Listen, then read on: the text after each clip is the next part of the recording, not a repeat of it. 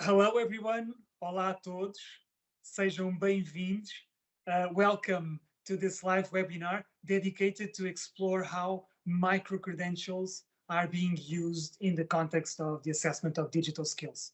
Particularly, how have open badges been applied in the Digital Skills Passport, an initiative created by the Lisbon City Council and dedicated to promote digital literacy and inclusion. My name is Elder Toucas, and I'm a learning specialist from Lisbon, which is actually the sunniest capital of mainland Europe. And I say that because we have friends here from Curacao, which I think is the furthest territory of the European Union. It's actually in the Caribbean. And well, uh, Willemstad is certainly the sunniest. So our friends from Curacao take the prize for sure. Anyways, Portugal and also Curacao, of course, are quite welcoming countries. So feel free to learn more about us and come and visit. I'm a proud public servant and have been so for almost 20 years now. And I couldn't be more excited to share with you this project, the Digital Skills Passport. So let's have a look at our agenda for today. I'll be sharing the screen. There you go, Digital Skills Passport. We'll be, during the next 30 minutes or so, we'll be focusing on three main questions. What is the Digital Skills Passport and why does it matter to talk about it? Next, how are skills assessed in this initiative? And lastly, how can we say, or what can we say about the implementation of microcredentials, which is one of the main resources for learning and showcasing skills used in this initiative? First question then. The Digital Skills Passport was created in 2017 and it focuses on two main activities. One is the development of digital skills through learning, and the other is the promotion of what we call a passport to inclusion and to citizenship.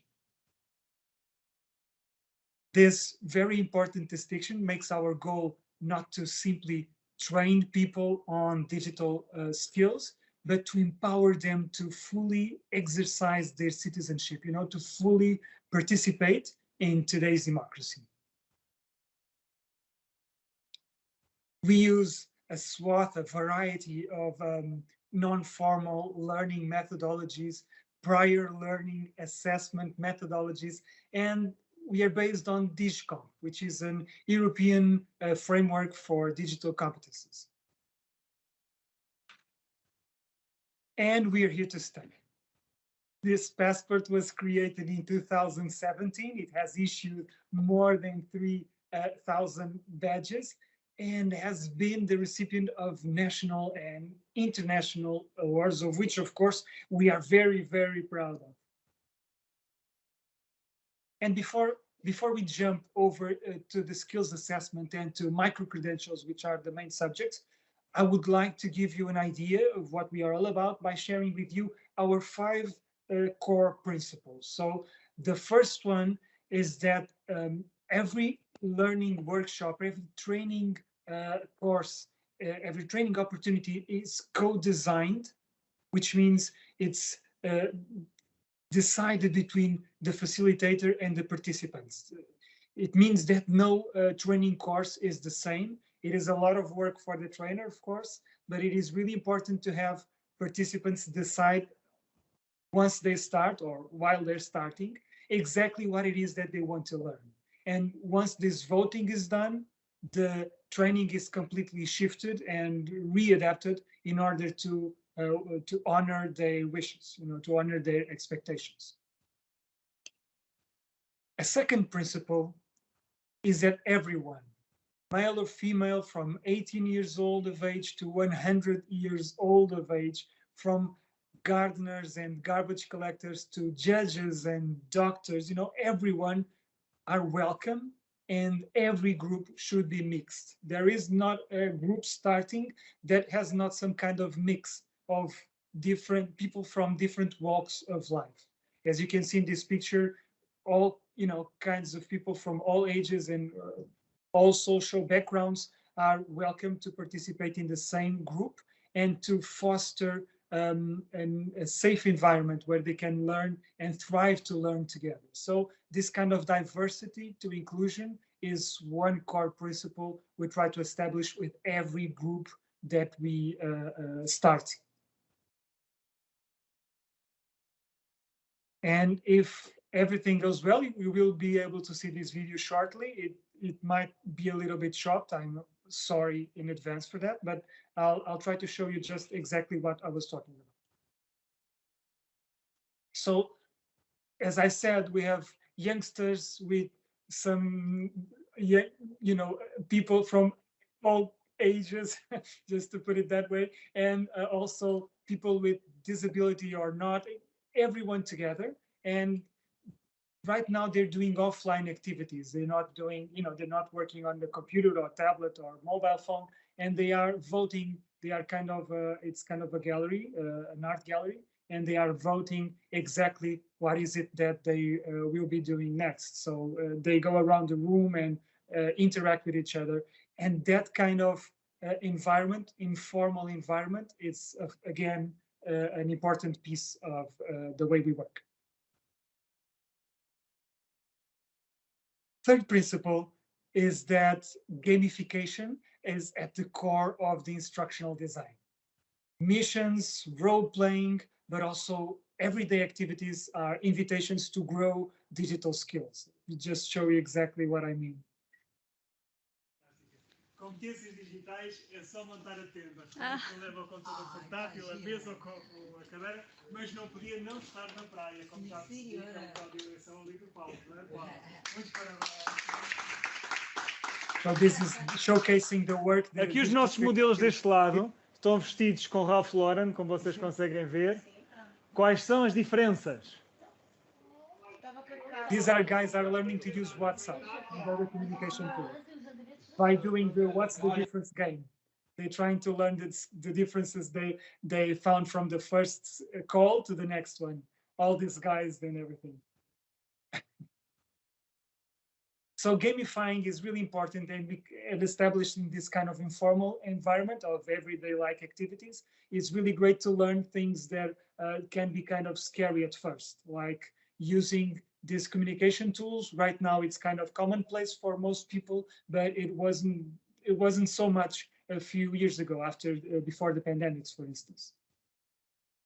Our fourth principle has to do with creating a learning environment where every participant feels comfortable to share their needs, but also, and this is very important, to expose their weaknesses, which is the only way to successfully develop a competence. So unless we create a safe learning place, a place where people feel comfortable to say, I don't know how to do that, or I would like to know how to do that a little bit better, unless we create that kind of environment where they feel comfortable to say so, we can really be hoping to establish this kind of learning path with them. So we really need this sharing, safe learning place.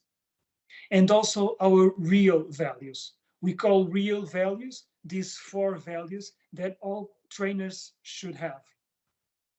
More important even than technical abilities, all our trainers need to be capacitated on respect, social empathy, lots and lots of availability, and also lots and lots of live energy, because sometimes you need to motivate a lot to establish that kind of safe learning place we are talking about.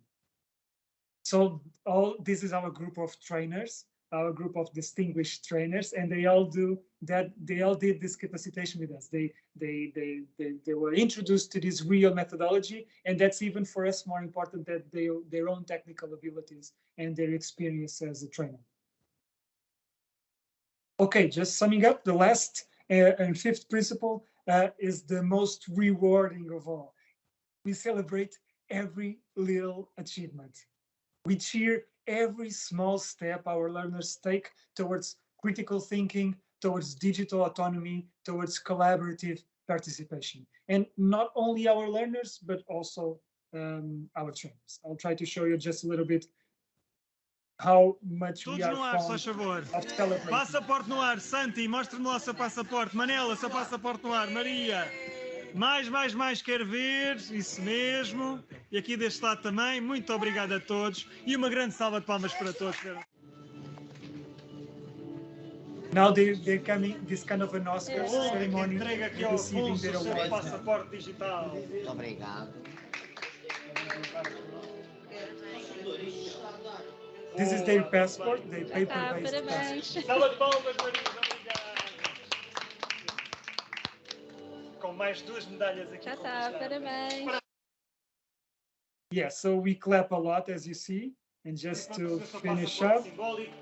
Parabéns, sim. Palmas, obrigado. Also, our trainers are celebrated every little.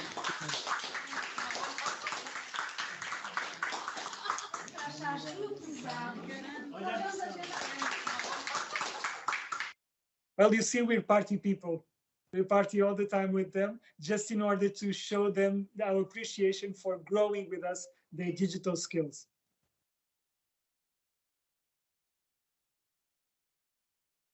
Right, so next question of the agenda, the assessment. We know exactly what skills we want to assess. We have built a framework of 10 digital skills that go from fake news and privacy to coding and computational thinking.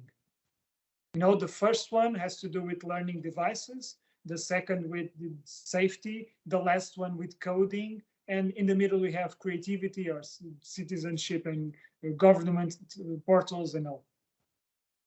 Knowing exactly what to expect from learners is an important foundation to perform this learning assessment we wish to do next.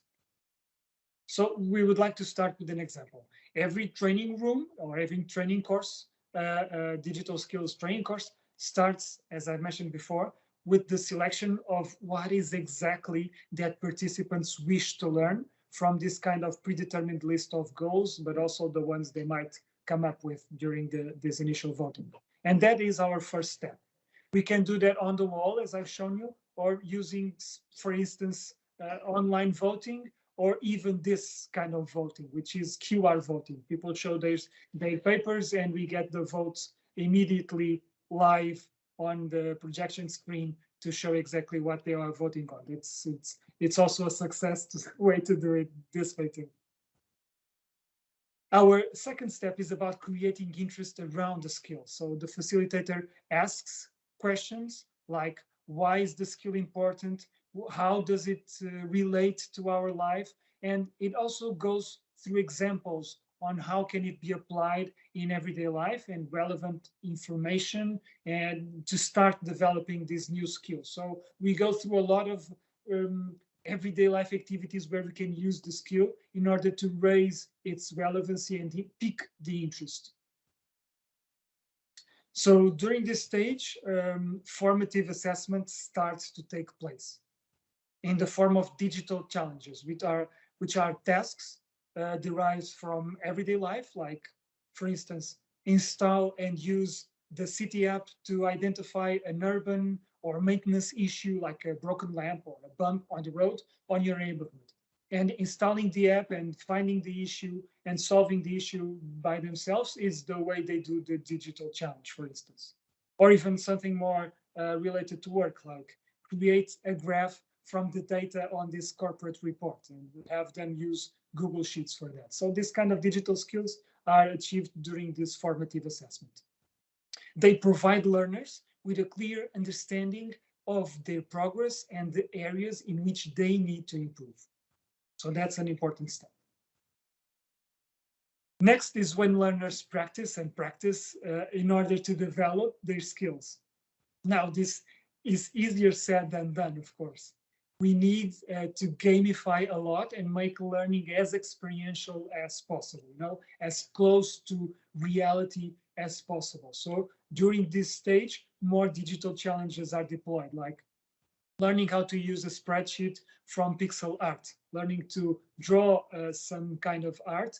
And with that, we are developing the skills we need to further advance on Google Sheets or other app from spreadsheets. Or tangible coding.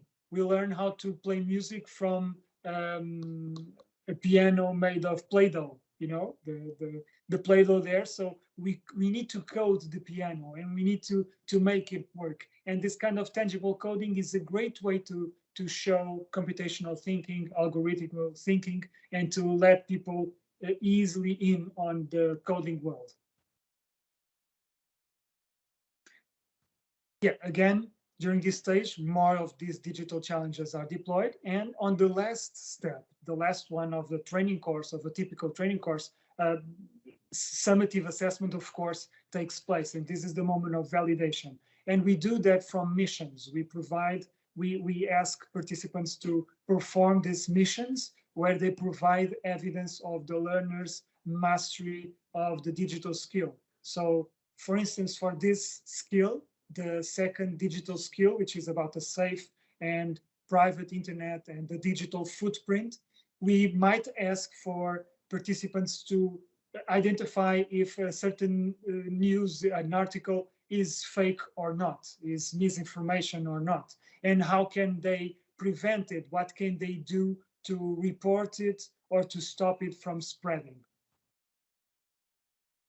Yeah, a second challenge would be about fraud, cookies, or safe websites. So participants would have to demonstrate how can cookies be deactivated, or what can be done to minimize the data collection, so on. So these are kind of digital final challenges that show us and allows facilitators to gather these evidences from learners in order to complete the digital skill, to achieve the digital skill.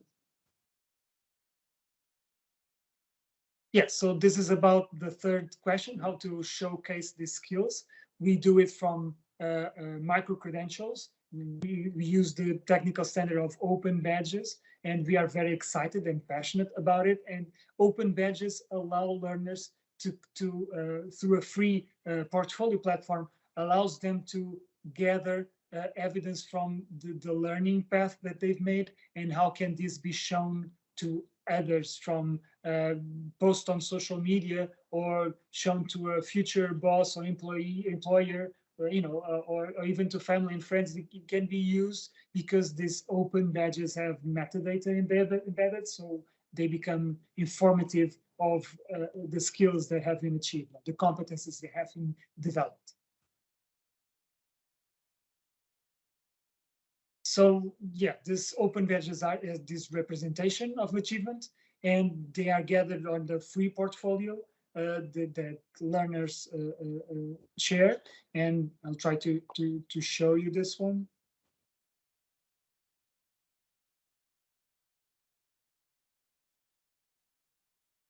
So this is the digital skills passport learning path. So there are a lot of badges one can earn. And we were talking about this too, these badges. As you can see, I've already earned some. I'm still on the way on developing other badges and go through them. But it's a great way because to promote, learning and to recognize achievements that would otherwise be invisible. So it has a lot of modularity and flexibility that allows for the creation of individual learning pathway. A participant can go, as I have done myself, can go through a few badges, but not exactly sequential. They don't need to do it all, and they don't need to do it all by sequence. They can choose which ones they want to achieve, which ones they want to go through, and which ones they are willing to learn more about. Just to show you a little bit, once you select the badge, you have some kind of activities to perform, activities like the ones I shown you, these missions, these digital challenges, and then afterwards you collect the evidence and you post the evidence so that it becomes visible not only to yourself, to facilitate it, but to everyone with whom you decide to share. Yeah, so this is a little bit of our portfolio. And in essence, these open badges, they enable individuals to take their credentials with them and wherever they go, and to build a rich picture of their lifelong learning. Yeah, so this is our 3 questions agenda for today. A short overview about micro-credentials and digital skills assessment. My name is Elder Toucas, and I thank you very much for your interest. Should you like to learn more about the Digital Skills Passport or just reach out, here is my contact information. And also, our slides will be made available through a public link that will be certainly posted with the description of the webinar or just in the chat. Yeah, thank you.